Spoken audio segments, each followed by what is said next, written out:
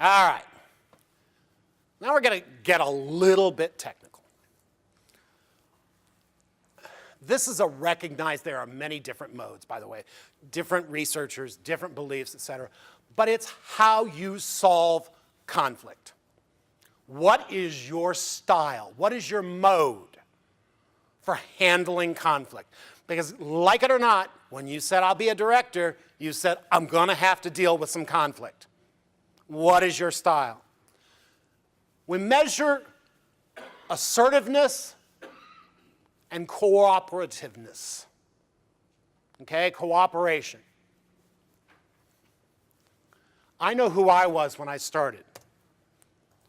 I was in charge. All right? Very highly assertive and not cooperating with anybody. I'm in charge. This is drill sergeant stuff. This is somebody who is in charge. All right? I know some of you are total avoiders. You don't want to cooperate. You don't want to assert. You want to run away. You sort of like, hopefully this will solve itself. Goodbye.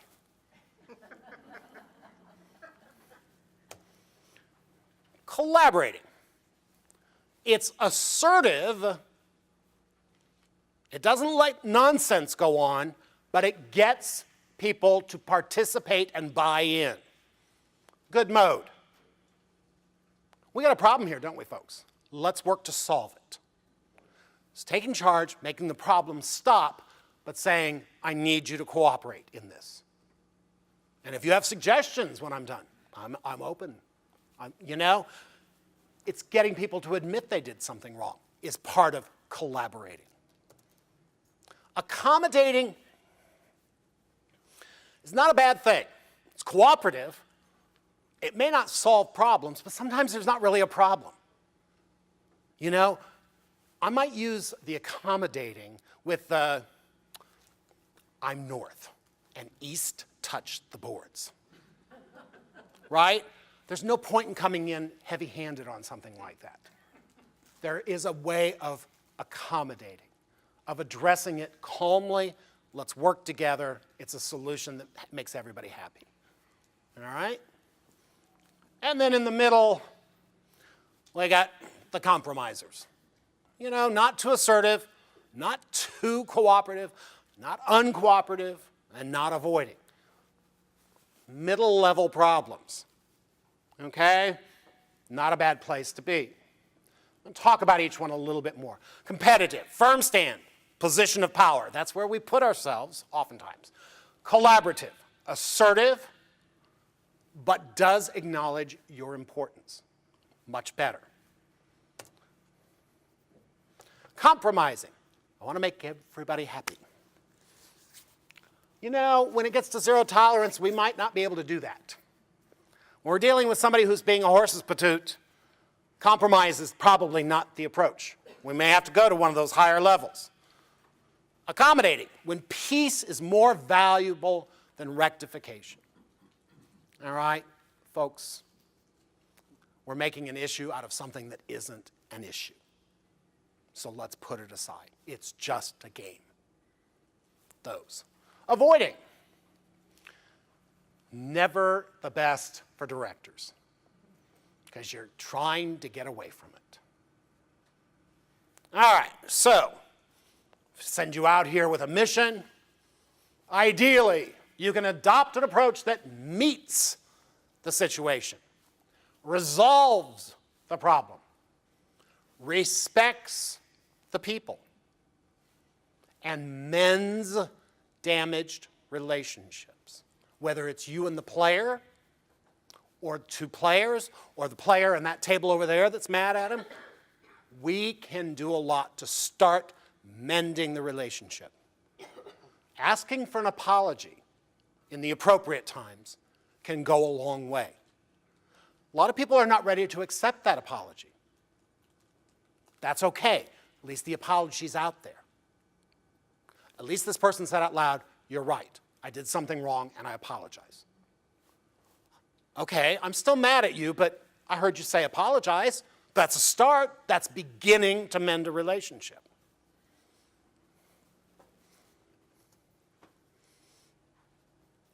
Okay.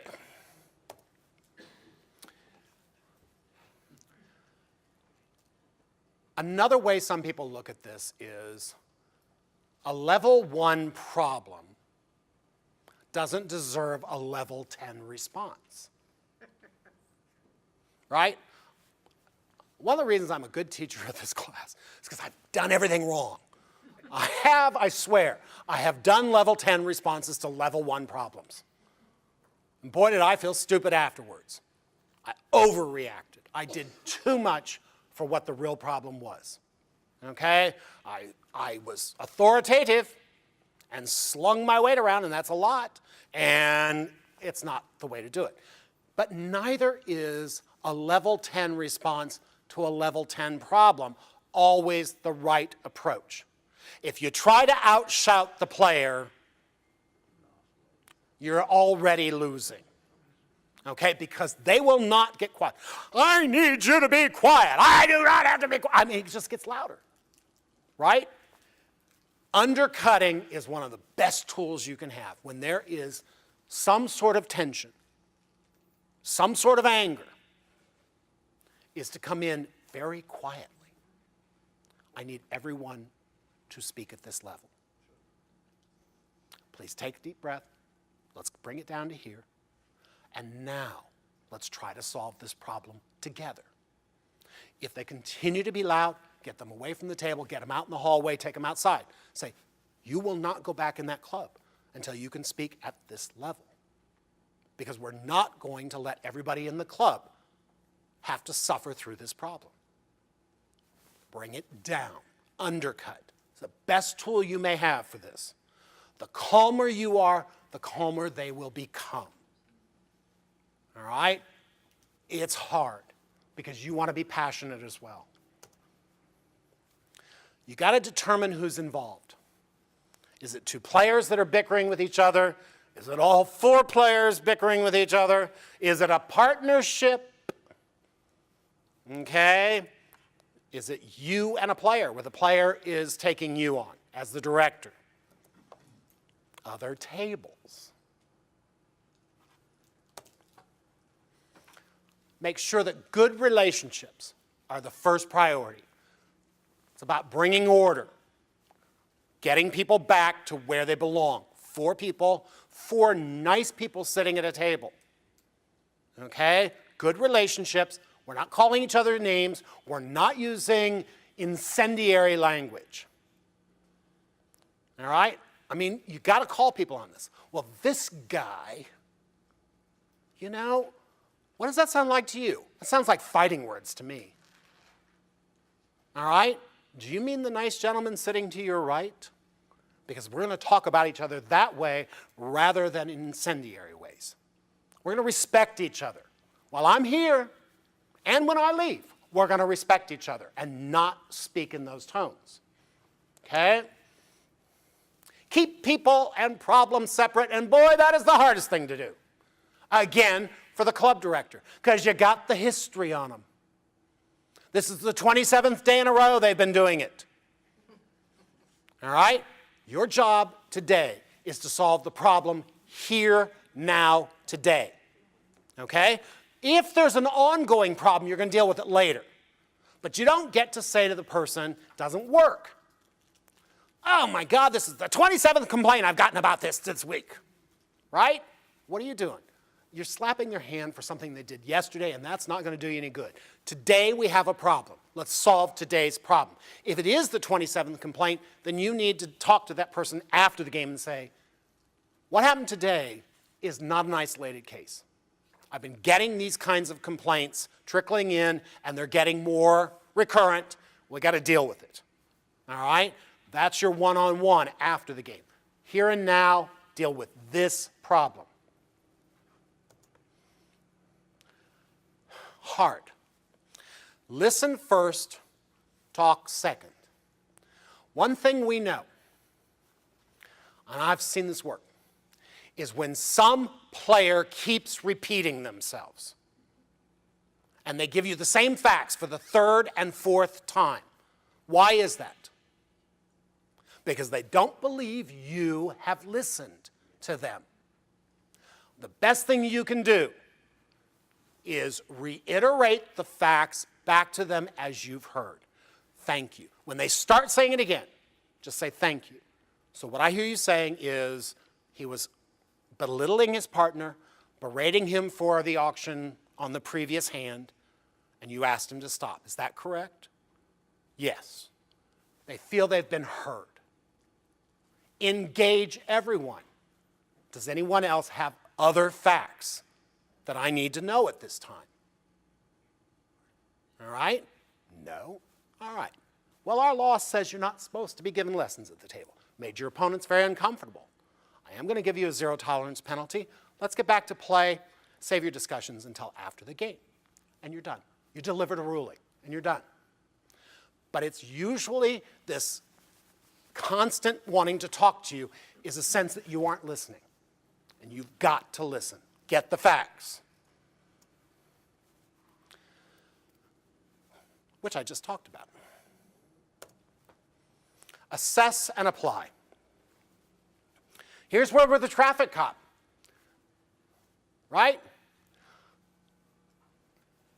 There is, I've got to go find this video. Somebody said there's a video of a policeman in California somewhere who people actually like getting tickets from him.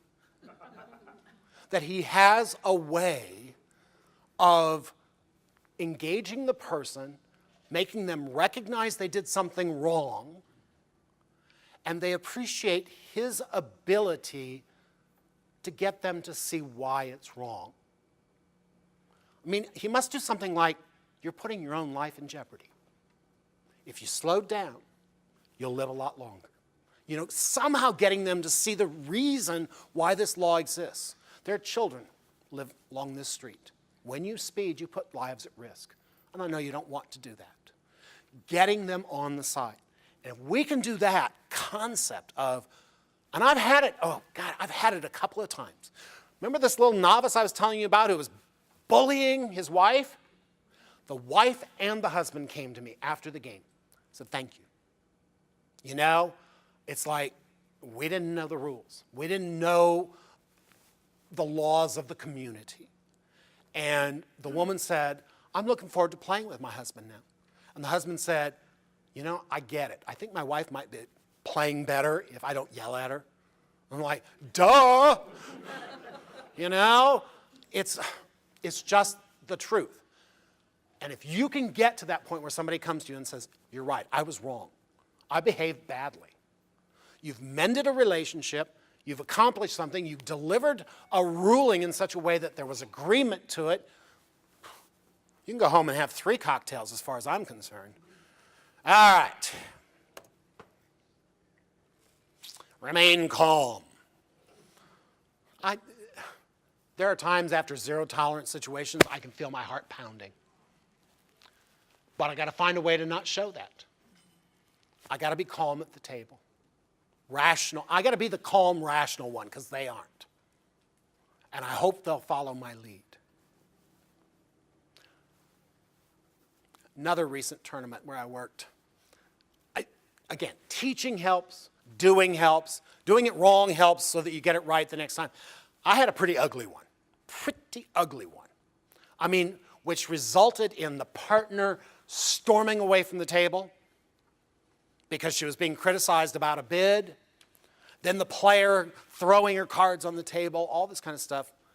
And the opponents called. I sorted it out. I sat down and played the dummy while the partner was still off somewhere sobbing, I think. All right? All came down. Do you know not one person in the room knew that something had happened?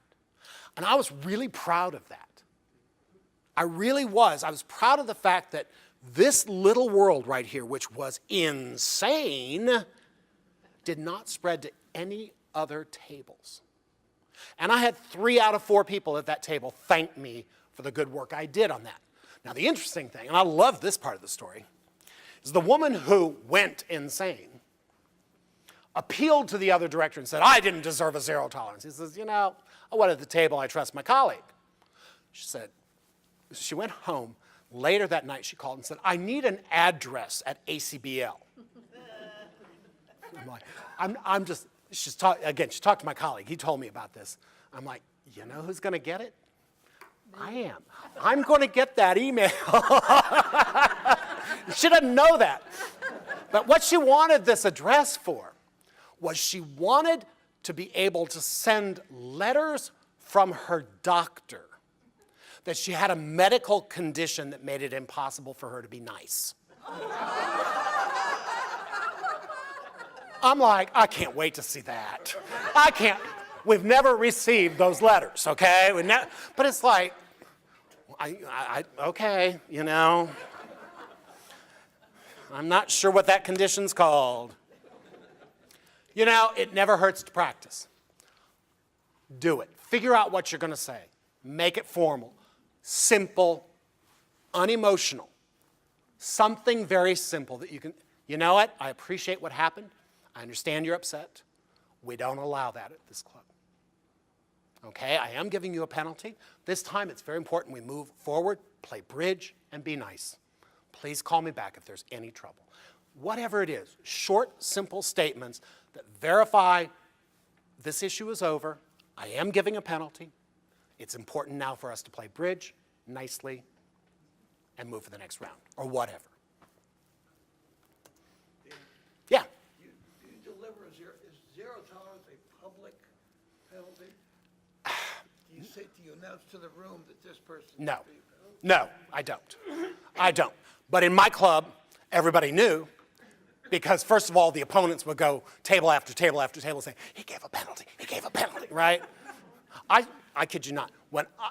In my 7 years of very active club ownership management, kicked out 4 people, sort of 3.5, but we'll call it 4, okay? The entire city knew it within a day. I mean, every club, I mean, the word gets out immediately that somebody was barred from the club. It just does. Same thing with the procedural penalty that you give. On the score sheet, you see a new little column appear that's only there when you do this, that's called ADJ, adjustment. And you see this -3 next to somebody's name. And you're like, you know, I didn't hear a cell phone go off. And again, everybody knows. And it's good. It's actually good to know.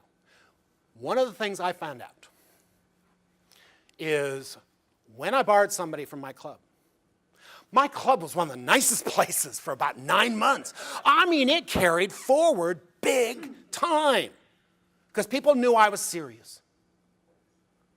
And I took action. Same thing with a procedural penalty. And just a little adjustment because you were ugly to your partner or you said something mean to the opponent. Just a little adjustment. People know, and they feel actually more comfortable coming into the club the next day because they know you addressed it. You did something. It has ripple effects in a positive way. Warnings. Yeah, we give some warnings because, you know what, you're both being sort of bad. What you said is kind of bad, and what you said is kind of trying to ramp it up. I hate those people, you know, who can notch it up one. They bait them. All right, it's possible to give warnings. You don't really see it serious enough. But be careful about over-giving the warnings. After this, there are going to be a lot of You know what? You may only have to give one, though. That's the thing. If they know you're serious and you're going to give one, it's... At our club, one of the directors says that the proper procedure before you have somebody suspended or thrown out is that you give them first a warning, and then you give them warning in writing, and then This can be a club policy, okay? I can't say it's wrong. I can't say it's right. I don't agree with it because if somebody throws a fist in my club and I give them a warning, it's not going to happen. Not in my club. I mean, this is where when you go home, all right, you're in a situation where maybe you have a club board or club manager, all right, or head director. Some clubs have head directors. It's worth having a conversation as a group, all right? If you are the owner-manager club, do it in front of the mirror, all right? But have a conversation over what are your thresholds? What is your policy? And make sure you have management that backs you up. I'm going to talk about an example about that in a minute, all right? Get together, work together. One of the things that I always did, because I had 5 or 6 directors, if you give any kind of warning penalty, write it in a book. And we had usually twice a month meetings. Everybody would play in the Saturday game. I'd say, all the directors, if you'd stay after the game, we'll have a short meeting. Tell me what problems you're having. Tell me what other snacks you want to buy for you to put out. I don't care. You know, there were a couple of topics we'd go through, and then they'd go home. But we always brought up the problem players and shared. This person's really driving me crazy. And this director says, yeah, me too. And this director says, yeah, me too. And all of a sudden you go, maybe let's all work on this problem together and make a difference. But thresholds of, you know, I have a personal threshold. If there's swearing, there's a penalty. Okay? It's offensive. If it disrupts another table, there's a penalty. If the voices got so loud that another table is the table that called me, to me that's a threshold. You disrupted the enjoyment of other players. They want to concentrate and do their best on that board, and now they've been distracted by your arguing. That's a threshold. There's a penalty. I mean, that's the kind of way to think through it. Okay, is where are the thresholds and what are the relative penalties, but then you still have to have some discretion as a director to say, this one went way beyond. Warnings, written warnings, penalties, whatever, this is bye-bye time. If you don't address it, you basically endorse it. That's the way players are going to read it. If you let somebody get away with being a snarling, nasty person, you've said being snarling and nasty is okay. That's perfectly fine because you didn't address it. All right, remain calm. Again, remain calm. Recognize and encourage good behavior. I appreciate the apology. You're still getting a penalty, but I appreciate the apology. Now let's play bridge. All right, nuts and bolts. What's amazing to me is how many people don't understand how you do this, okay? In ACBL score, all right, using Windows, F11, ADJ, adjust, okay? Then you go to the pair that was bad. You hit enter, and it pulls up a little blue box here that you put -3. Make sure you put the minus. Otherwise, it adds to their score. Just saying, make sure you put minus, okay? Why is this the right way to do it? Because you're not rewarding the other pair. If you adjust the board, okay, yes, it does bring this pair down, but it takes the other pair up. And we don't want to reward the other pair, okay? We're not giving you points for being martyrs, okay? That's why we do it this way. And it will show up in its own little column. This is how you do cell phone penalties if you do those. All right? All right. Couple of stories. What would you enter for, say, a quarter board? Well, that depends on what is a top for a board. That -3 would be a 12 top, which would be a 13 board, or 13 rounds, where a top is 12. If it's a 5-table Mitchell, all right, 5 boards per round. A top is 4, so a quarter board would be 1, okay? The top is 8, right? 9 rounds, top is 8, -2, okay? And that is, like I said, there's nothing written in stone that says, oh, it must be a quarter of a board. That's a minimum, okay? All right, so I told you about this guy where I had to call the police and he wanted the refund and I made a lot of money off of him. And do you know what? The day I sold my club, He was back. And their attendance is dropping. Even though I told the new owner, I said, this is the deal. Here's the map. I told him the whole story, everything. And he likes this guy and lets him get away with murder. All right, this woman. This is the kind of thing she says at the table all the time. Well, of course, no one else in the room is going to make that ridiculous lead while we're sitting here, right? All right, or after that insane auction, how am I supposed to find the right lead? Or, well, that was certainly lucky of you. Or, I just love being fixed by bad bridge. You know, this is the insinuations, right? It's saying, you people are idiots. You people drive me crazy because you're idiots.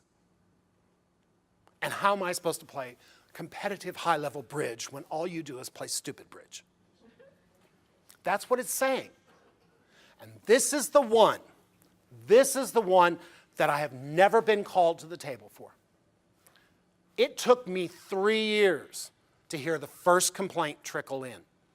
The novices would leave the table and sort of look at each other and hang their heads and feel shamed and so on and so forth and disappear. Or go back to the novice game and not play in the open game anymore, right? We have that. It's like, and then I heard it. And then I said, I'm gonna listen for it. And I would get myself somewhere near the table, maybe with my back to the table, and sure enough, I'd hear that. Her partner would say, you know, why did you lead the Queen of Clubs? And he said, well, after that stupid auction, how was I supposed to figure out? Right? After the game. Talk with me. This is what I heard you say. This is what people have heard you say, have told me that you said. It stops today.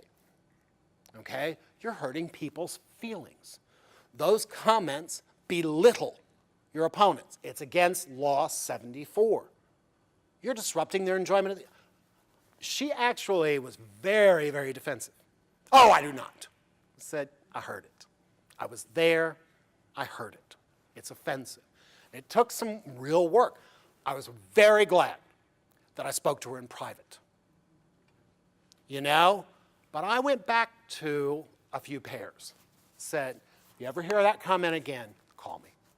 She is now aware that she has done it. She is now aware that she's not supposed to do it. And I want to know if it happens again.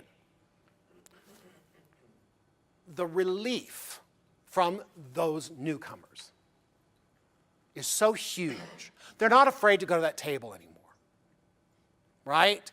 They're not going to have to listen to it anymore. And that's big. This is a lot more common problem than you probably think about. People make these kinds of offensive remarks.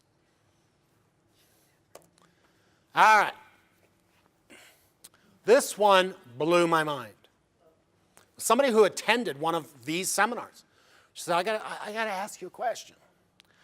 I was the director. I made a ruling. This guy was really upset with the ruling. And I said, I'm sorry, here's the laws. And he still was yelling at me. He followed me home, blocked my driveway, got out of his car, came up my driveway, and continued to scream at me. Now, this was a director who worked for a membership club with a board. And so she reported this to the board management. They did nothing. I mean, my heart broke for her. It truly broke for her. That was the worst thing that club could have done. Absolutely the worst. None of us should feel like we can be followed home and screamed at. I'm not taking a phone call with somebody screaming at me. It's not going to happen. And I want, if I'm working for Rick at a tournament, Rick's the DIC of the tournament, I want Rick to back me up and say, you're not going to be treated that way. He's out of here. all right? You can't be followed up to your hotel room, people banging on the door in the middle of the night saying, your ruling really stinks. It's like, excuse me, you go get a life in another country. You can't be treated that way. It's not appropriate. Please do. That director who was followed home, that was her game that day.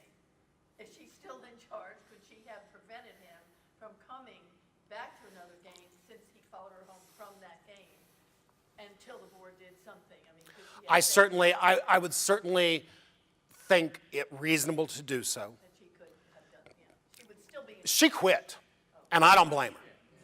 I don't blame her a bit. I mean, if you can't be backed up on something that egregious, then you don't want that job. You just don't. You know? Come pretty close to assault. Yeah. Yeah.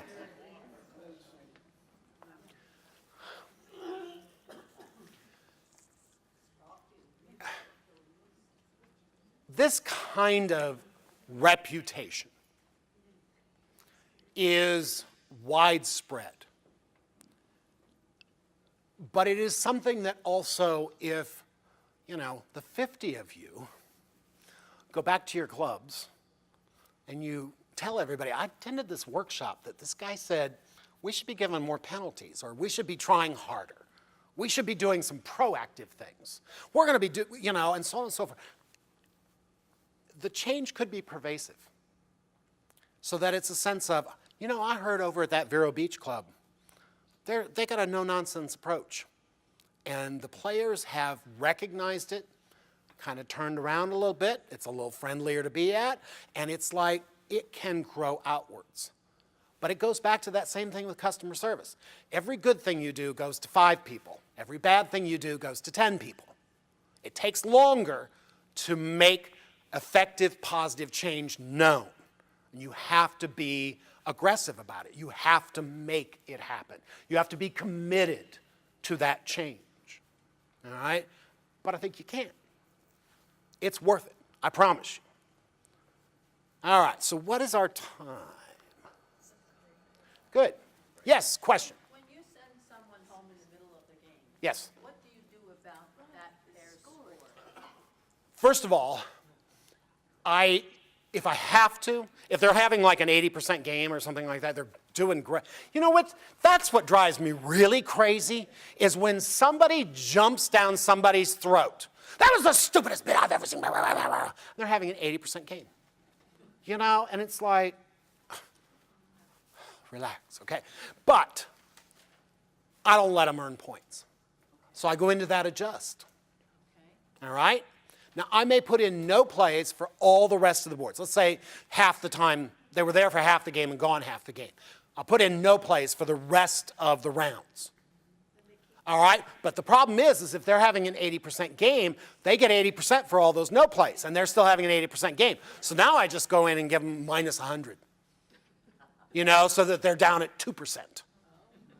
Or I can go in and mark them as not eligible. F9, number 4, is qualification eligibility. And you can take them out of any rank and make them just not eligible. Isn't that punishing the partner? Sorry. There is no way. There is no way to give one person a penalty and the partner doesn't What about the get it as well. the opponents of the rest of the day? Right? What about them? They get a no play, which doesn't hurt them, doesn't help them. Okay? It's one that you have to work to explain to players. Oh, we got a 0 on that board. No, you did not get a 0. It's kind of like what happens when you have a half table. There's a factoring. Some people get to play 27 boards, some people get to play 24 boards. And it factors it so it's fair. And those 3 boards you didn't play that I put in NP, you get factored. And if you're having a 70% game, it's like you got 70% on those 3 boards you didn't play. If you're having a 32% game, it's kind of like you got 32% on those 3 boards. And did it matter? You were still, even if you had 3 tops, you weren't going to do real well. Okay? Explaining no plays is tough to players. You have to be patient and make them understand they were not punished. I've actually had to sit with a pair one time and add all their match points, the entire column of match points, and said, here it adds up to 85. But you notice here where it says your score is 88.37? That's because you got match points for the boards you didn't play. It's factored up. And they went, oh, but I had to add every single score. You had a question. I have a question. Is there a minimum amount of rounds that a pair would have? ACBL's policy is 70% of the available boards to play. Because you run into a situation where somebody gets sick, right? I mean, it happens, and they have to go home 2 rounds early. Or, you know, their husband calls and said, help, I've fallen, I slipped in the kitchen, and I can't get up. And that's the life alert button. I'm playing bridge. I mean, in those situations, you end up putting no plays in if you can't fill in or substitute or something like that. And as long as they've completed 70% of the available boards to play, they're eligible. So should the director step in that case and if they It's possible. I mean, I heard one of my favorite stories from years and years and years ago, and I know this guy, by the way, and he is not like this anymore. He got cured. People can be cured, all right? Used to be ugly to his partners. I saw it. It was when I lived up in Johnson City area of Tennessee. And I mean, I saw him at the club, and he could be ugly. And the local directors did nothing, but we all sort of managed to muddle along. And they told me a story about him. He was at Gatlinburg. And his partner called, said, I can't take it anymore. I just can't take it. I'm going to go home. You're going to have to find somebody to play with him because I'm going home. Well, it turned out it was his wife. And she's just like, I'm not playing with him anymore. And the director said, no. Doesn't work that way. He's going to leave, and we'll find a very nice person to fill in with you for the rest of the game. And that's what they did. You know, and that is possible if it's that situation. Sometimes it's the partnership that needs to go home. But in the situation, yes. Usually, when one goes home, the other one goes home. And it's that situation where it is what it is. Any other questions? Yeah, Dan, where is the ladies' room? This is what we're going to do. We're going to take another 10-minute break, okay? We're going to come back and do a couple of hands-on, okay? If you have any questions, ask them immediately after the break. But let's take 10 minutes and let's see if we can get it a little cooler in here. Or is it just me? Would cooler be good? Cooler would be good. Okay.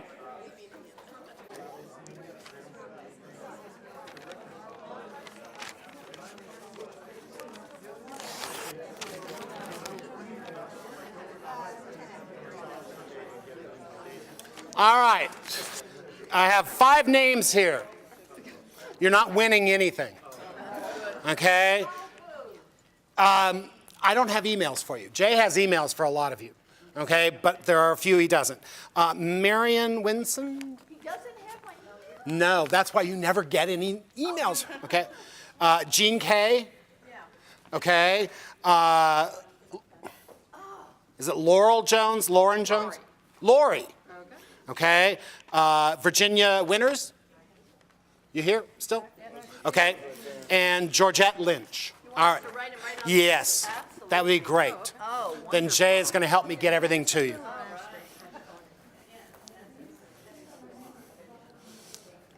So tomorrow, I hope you come back and join me. I know not everybody can. Got a lot to go over. Where is it? Tomorrow is down the hall. This level, a little further down, take a right. It's called the Cambridge Room. We'll be hanging around. We'll help you get there. But it is 9:30. 9:30.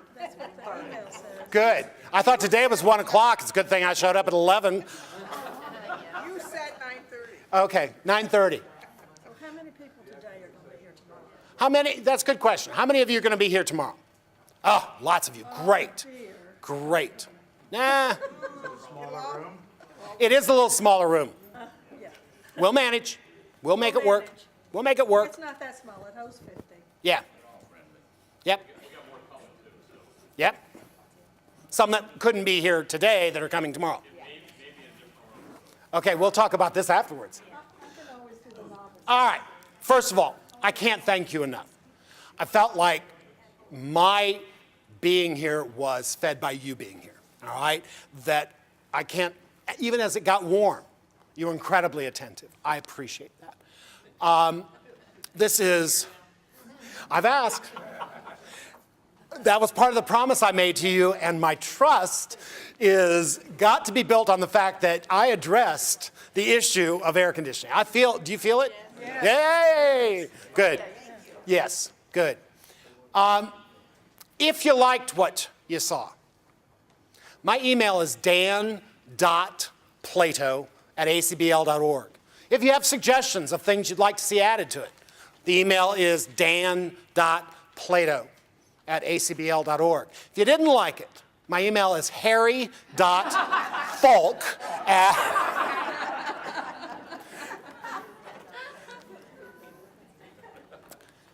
I wish you luck with it. I also, if you run into a problem that you felt you dealt with wrong and want to talk about it, contact me. All right? It is part of what I do for ACBL, is to provide a resource for club directors, tournament directors, club players to come to grips with difficult situations, whether it's a difficult ruling, a policy, or something like this. We try to empower you and give you support and let you know that you're not out there all by yourselves. All right? You have resources available. Feel free to use them. All right? It's what we do. Personally, for me, you gave me a lot of the tools I'm going to need going forward. Thank you. Good. Thank you. I promise you, if you will go back and focus on the proactive, you might have to do a lot less on the reactive. All right? Think about the proactive things that you can do. Yes, sir. I talked to you at the other break about yellow cards. Yes. Can you say something about that? Yeah. I actually used to have it as part of my presentation. There are some clubs that have the little yellow cards. They look like alert cards or, double cards, and it's like a smiley face. Ugh. I have mixed feelings about it. I really do. I think it can work in some clubs, but if you think about Mr. Snarl and somebody pulls out a little yellow card and puts it in his face, that's, so what did I say to you? I said, try it and evaluate its success in your own club. But it's still putting a burden on some very frightened, timid players to actually pull it out. And it becomes a sort of, it's like looking down on these other people. It's judging, exactly.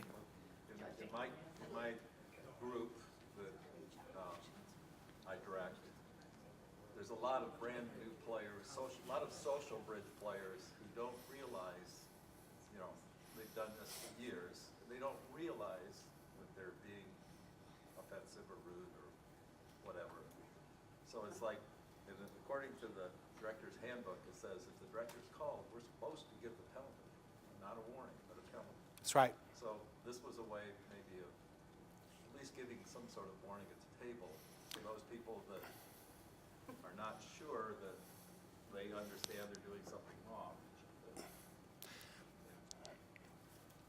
And that's where I even like the idea of they talk to you and you go talk to the pair privately and say, you might not know this. Maybe you've come from a different part of the country. Maybe you've come from a different club. Maybe it's okay over there in that club. We don't do it here. All right? We're very aggressive about being nice to each other. We think it's the most important thing we can do at our club is to make sure we're nice. All right? And that may be the solution in your situation. Remember I told you there was old wives' tales? I forgot to tell you the second one. You don't have to be called to the table to go to the table. You're sitting back there behind the computer playing solitaire and you hear a loud table. You don't have to wait for somebody's hand to go up. You know, you can get there and address it. You don't have to, this idea of having to be called to the table exists nowhere in the policy or the law. In fact, one of our laws said, this is something that is in tomorrow's presentation, but it's like a director is supposed to rectify a situation no matter how he becomes aware of it. This usually comes up with revokes. You come to the table because there's a penalty card, right? And you stand there and say, well, now that's going to have to be played at its first legal opportunity and so on and so forth. And so you hang around because you know it's going to go away in a couple tricks. And as you're watching, you see someone revoke. You cannot say anything at the time. But when the hand is over, you say, I'm very sorry, but we had a revoke on this hand. And they would have never noticed had you not. Well, my job as director is to rectify no matter how I become aware. And I realize it wouldn't have happened had I not been standing here, but I was standing here. And the law says I have to still apply equity. What about a kibitzer? Wait a minute. And then they see somebody revoke? Well, they're not supposed to ever talk. That's right. Okay? And in that situation, I may not make. Although, again, I've been made aware of an infraction no matter how I become aware. Yes?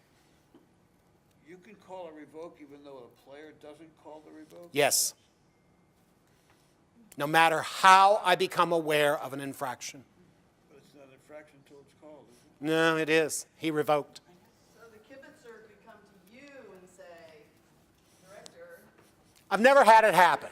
I hope it doesn't. I don't like those situations of that one time. All right. What I need, because I'm wrapping up here and we're moving forward with a couple of examples. So I need 4 players to come up here and be boisterous, sometimes snarly. Hopefully they have fair, yeah, there you go. You got one. All right. Have been penalized. Come on. Yeah, uh-huh.